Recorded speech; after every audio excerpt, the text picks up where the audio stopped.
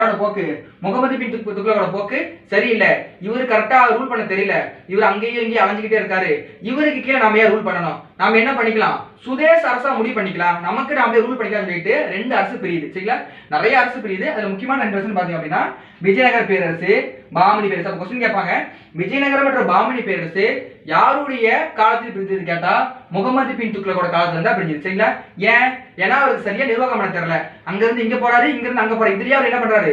காலத்தை ஓட்டிறாரு. இப்போ இந்த ரிக்லாங்கிற நூல்ல இதான் சொல்லியிருக்காரு. இபான் பதுதா ரிக்லாங்கிற நூல் என்ன சொல்லியிருக்காரு? முகமது பின் துக்ளக்கு டெல்லியில இருந்து தலைநகர் தேவகிரிக்கு மாத்தினாரு. அப்ப மக்கள் எல்லாத்தையும் கால்நடையா கூப்பிட்டு வந்தாரு.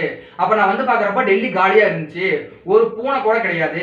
திரும்ப என்ன பண்றாரு? கொஞ்ச நாளுக்கு அப்புறம் அகைன் டெல்லியில இருந்து தேவகிரில இருந்து தலைநகர் எங்க மாத்துறாரு? டெல்லிக்கு மாத்துறாரு. இவர் சரியா ஒரு இடத்துல ரூல் பண்ண மாட்டேங்கிறாரு.